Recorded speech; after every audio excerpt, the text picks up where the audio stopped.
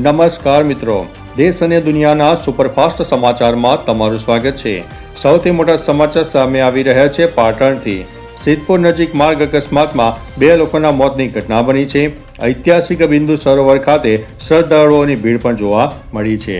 ત્યારે આગળ વાત થશે બનાસકાંઠાની। ડીસા અને પાલનપુર પંથકમાં ઉનાળુ બાજરીના વાવેતરમાં વધારો થયો છે।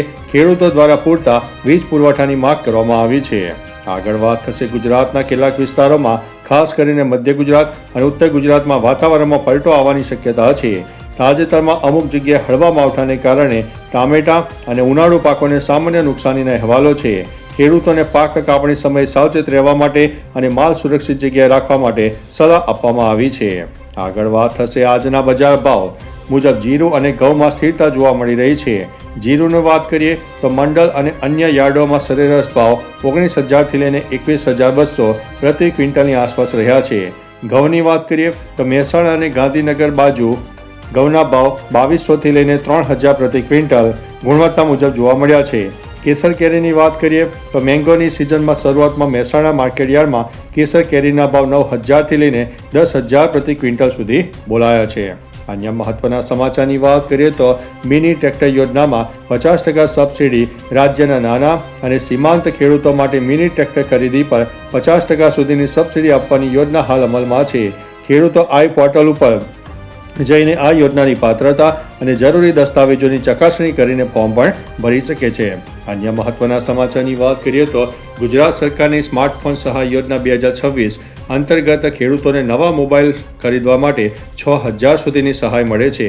જો તમે હજુ સુધી ફોર્મ નથી ભર્યું તો આઈ ખેડૂત પોર્ટલ ઉપર ઓનલાઈન અરજી કરી શકો છો।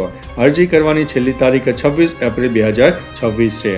ત્યારે આગળ વાત થશે ખાતર સબસિડીમાં 12%નો મોટો વધારો।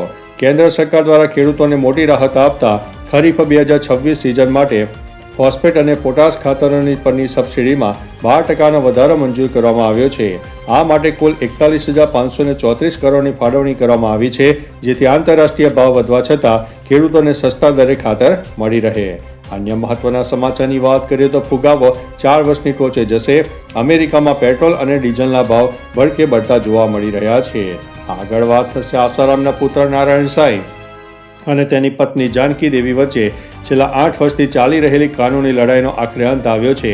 હિન્દોની ફેમિલી કોર્ટે બંનેના છૂટાછેડા મંજૂર કર્યા છે। સાથે જ નારાયણ સાંઈને તેની પત્નીને કરોડો રૂપિયાનું વળતર ચૂકવવાનો કડક આદેશ પણ આપવામાં આવ્યો છે। અન્ય મહત્વના સમાચારની વાત કરીએ તો ચીન જતું ઓઇલ જહાજ ભારત તરફ વળ્યું। 7 વર્ષ બાદ ઈરાનથી ક્રૂડ ઓઇલની સપ્લાય શરૂ થઈ છે। અન્ય મહત્વના સમાચારની વાત કરીએ તો મહારાષ્ટ્રમાં હવે મરાઠી રિક્ષા ટેક્સી ડ્રાઈવરો માટે મરાઠી ભાષા ફરજિયાત। નવા નિયમથી મોટો વિવાદ સર્જાયો છે। અન્ય મહત્વના સમાચારની વાત કરીએ તો પાકિસ્તાન વિશ્વાસપાત્ર નથી, અમેરિકાએ તેનો ઉપયોગ કર્યો છે। મધ્યસ્થતા પર ઇઝરાયેલી રાજદૂતનું તળ અને ફળ સામે આવ્યું છે। ત્યારે આગળ વાત થશે મિત્રો આસામમાં 85% મતદાન થયું છે, કેરળમાં 78% અને પોંડિચેરીમાં 86% મતદાન થઈ ગયું છે। આગળ વાત થશે અજમેરમાં રસ્તા પર ઇસ્ત્રી કરનારને આવકવેરા વિભાગે ફટકારી છે ₹598 કરોડની નોટિસ। આગળ વાત થશે નેશનલ હાઈવે પર રોકડમાં ટોલ વસૂલી બંધ, ફાસ્ટેગ નહીં હોય તો આ રીતે 25% વધુ ટેલ ચૂકવવો પડશે। ત્યારે આગળ વાત થશે છત્તીસગઢમાં ગમખ્વાર અકસ્માત, 2 કાર વચ્ચે ભીષણ ટક્કરમાં 6 લોકોના દર્દનાક મોત થયા છે, 3 વ્યક્તિઓ ગંભીર રીતે ઘાયલ થઈ છે। આગળ વાત થશે ઉત્તર પ્રદેશમાં SIR બાદ 2 કરોડ મતદારોના નામ કપાયા છે। ફાઇનલ મતદાર યાદી જાહેર કરવામાં આવી છે। ત્યારે વાત થશે યમુનામાં હોડી પલટી ખાઈ જતા 10 શ્રદ્ધાળુઓના મોત થયા છે, 17નું રેસ્ક્યુ કરવામાં આવ્યું છે। યુપીના વૃંદાવનમાં મોટી ઘટના બની ગઈ છે।